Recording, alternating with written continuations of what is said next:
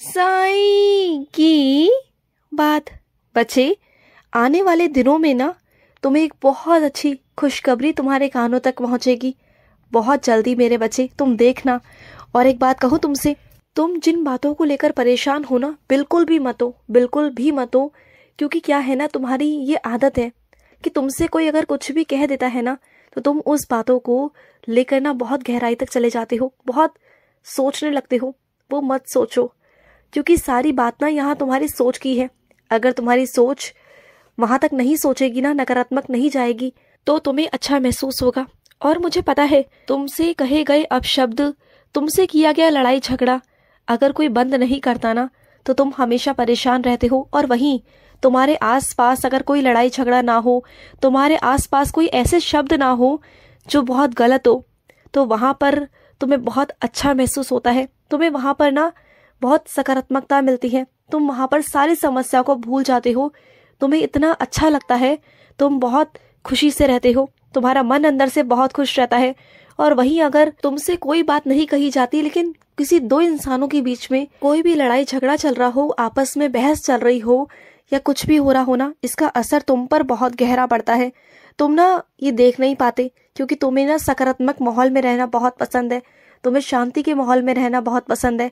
और आगे गौर करना, जहाँ तुम रहने जा रहे हो ना, वहां पर शांति का माहौल ही हो। बस ये देखना, वहां का शांति का परिवेश हो, तुम वहीं पर अच्छा महसूस करते हो। और तुम जानते हो, ये तुम्हारी कमजोरी है कि तुम ना इन सब चीजों को देख नहीं पाते हो, बर्दाश्त नहीं कर पाते हो, और ये चीजें तुम पर बहुत हावी हो जाती है। अगर हो सके ना, तो इस अपनी कमजोरी को थोड़ा हटाने की कोशिश करना। क्योंकि क्या है ना मेरे बच्चे, इस दुनिया में लड़ाई झगड़े ये सब होता रहता है, और मैं कोशिश कर रहा हूँ कि तुम्हें यहाँ से और इन सब परिस्थितियों से दूर करूँ। मैं बहुत हद तक तुम्हें दूर कर चुका हूँ और करने की और भी कोशिश कर रहा हूँ, लेकिन फिर भी तुम अपनी इस कमजोरी को अपने ऊपर हावी मत होने दो। क्योंकि क्या है ना, यही तुम्हारी कमजोरी तुम्हारे आंसुओं का कारण बन जाती है।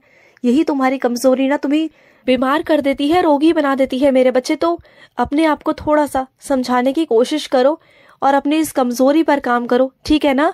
और सुनो, तुमने भले ही बहुत छोटे छोटे सपने देखे हैं अपने लिए, लेकिन मैं तुम्हारे लिए जो बड़े बड़े सपने देख रहा हूं ना, उन सपनों को मैं पूरा करूंगा, तुम्हारा साईं पूरा करेगा, तुम्हारा बाबा पूरा करेगा। तुम बिल्कुल चिंता मत करना, तुम्हारे ये छोटे छोटे सपने मैं बड़े तरीके से पूरे करूंगा, तुम देखना।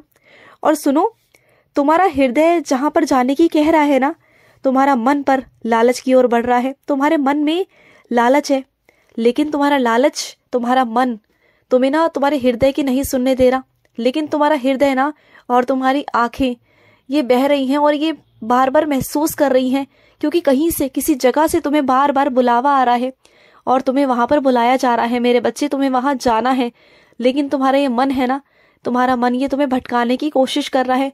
तुम्हारे हृदय की बात तुम तक पहुंच रही है, लेकिन पहुंचने के बाद भी ना तुम समझ नहीं पा रहे हो, क्योंकि तुम्हें वहां जाना है, उस दरबार में जाना है, मेरा आशीर्वाद प्राप्त करना है तुम्हें।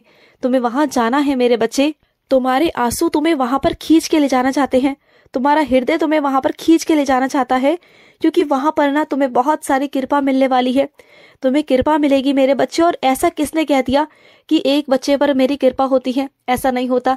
जो भी मेरे दरबार में प्रेम से आता है ना, सच्चे मन से आता है ना, उस पर सब पर कृपा होती है मेरी, हर बच्चे पर मेरी कृपा होती है। और सुनो, अपने हर सामान का ना ध्यान रखा करो, उसका सम्मान किया करो, चाहे वो छोटी चीज हो या बड़ी चीज हो, हर एक चीज का सम्मान किया करो, चाहे कुछ भी हो मेरे बच्चे। अगर तुम्हारे घर में कुछ पुरानी तस्वीरें भी है ना, चाहे वो जीवित नहीं है, वो नहीं है, लेकिन इसका मतलब ये नहीं कि तुम उसे उठाकर बाहर कचड़े में फेंक दोगे। नहीं, तुम्हें उसे उठाकर संभाल कर रखना है। चीजों की कद्र करो, चीजों का सम्मान करो। अगर तुम चीजों का सम्मान करोगे तो चीजें तुम्हारा सम्मान करेंगी, और चीजें तुम्हारे पास लंबे समय तक रहेंगी। इस बात को समझो। और सुनो, जब थक हार कर तुम घर पहुंचते हो ना, बहुत थक जाते हो, तुम्हारे शरीर में जान नहीं रहती है, बिल्कुल टूटा हुआ शरीर हो जाता है, तुम्हें लगता है कि अब मुझसे पूजा पाठ नहीं हो पाएगी। तो सुनो, मैं नहीं कहता कि तुम मेरी थक हार कर पूजा पाठ करने बैठो, मुझे पता है, क्योंकि तुम पूरा दिन मेहनत करते हो, तुम्हारा दिमाग का भी बहुत सारा काम होता है, तुम्हारे शरीर से भी बहुत सारा काम होता है। तो उस वक्त में ना सिर्फ हाथ मुंह धोकर खाना खाने के बाद आराम से सिर्फ 5 मिनट ही सही बैठकर आराम से, जहां तुम आराम करते हो ना, बस वहीं बैठे बैठे मेरा नाम जाप कर लिया करो, बस इतना ही काफी है। और कुछ नहीं कहता तुमसे, कुछ नहीं मांगता तुमसे तुम्हारा बाबा, सिर्फ इतना ही कहता हूँ। या फिर ना मेरी तस्वीर को अपने सामने रखकर मुझसे बातें कर लिया करो, जो भी तुम्हारे दिन में हुआ सब कुछ, जो भी चीजें हैं वो मुझसे कह दिया करो कि बाबा ऐसा हुआ वैसा हुआ, सारी बातों को ना मेरे समक्ष रख दिया करो। इससे पता है क्या होगा, तुम रात को हल्के होकर सोओगे। क्योंकि क्या होता है ना मेरे बच्चे, जब तुम रात को बहुत सारा बोझ लेकर सोते हो, लोगों की चिंताएं लेकर सोते हो ना, तो तुम ना ढंग से सो नहीं पाते हो, बेचैन रहते हो, बार बार तुम्हें सपने भी बहुत उल्टे सीधे आते हैं, उल्टे सीधे सपने देखते हो तुम चिंता में आकर।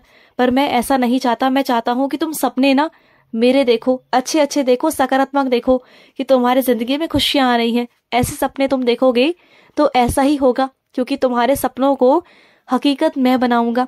और सुनो, तुम किसी भी दरबार में जाओ, लेकिन अगर तुम प्रेम के साथ में किसी भी ईश्वर का नाम लोगे ना, तो ये मत सोचना कि अरे मैं तो बाबा का नाम नहीं ले रहा, अगर बाबा गुस्सा हो जाएंगे, बाबा नाराज हो जाएंगे। तो ऐसा कुछ नहीं है मेरे बच्चे। तुम जिस भी दरबार में जा रहे हो ना, वो साईं का ही रूप है, और साईं ही शिव है मेरे बच्चे। और कृष्ण, मुरलीधर, क्या वो साईं नहीं?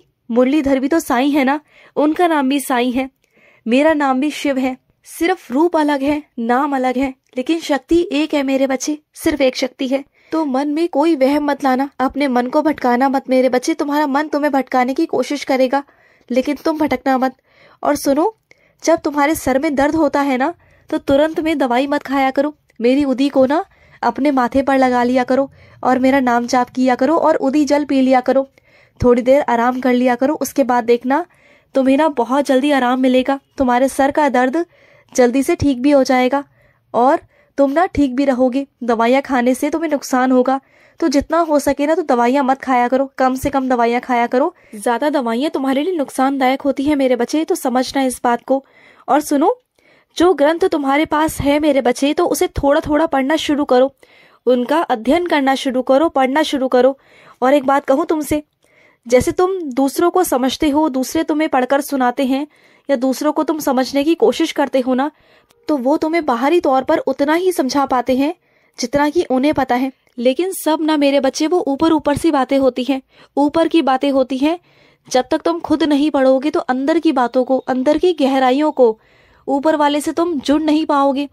जो दिल से दिल का रिश्ता है ना, जो उनसे जो जुड़ने का एक जो रास्ता है, वो तुम्हें ही चुनना होगा। तुम अगर ये सोचो कि सामने वाला तुम्हें बताएगा, तो ऐसा नहीं होगा।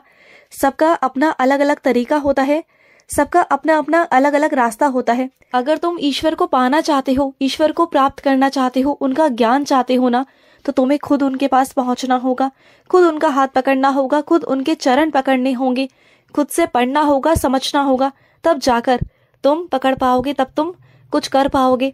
और एक बात कहूँ तुमसे, मुझे पता है कि तुम बहुत स्वाभिमानी हो, किसी का 1 रुपया भी तुम नहीं रखते हो, लेकिन तुम्हारे ऊपर बहुत कर्जा है, और तुम चाह कर भी ना चुका नहीं पा रहे हो। लेकिन तुम चुकाना चाहते हो, मुझे पता है, लेकिन तुम चुका नहीं पा रहे हो, क्योंकि तुम्हारे पास है ही नहीं, तुम्हारी परिस्थिति नहीं है। तो मेरे बच्चे, चिंता मत करो, ये मत सोचो कि मैं तुमसे गुस्सा हूँ, नाराज हूँ, या तुम्हारे गंदे कर्म है। नहीं, ऐसा कुछ नहीं है, क्योंकि मुझे पता है तुम्हारी मजबूरी।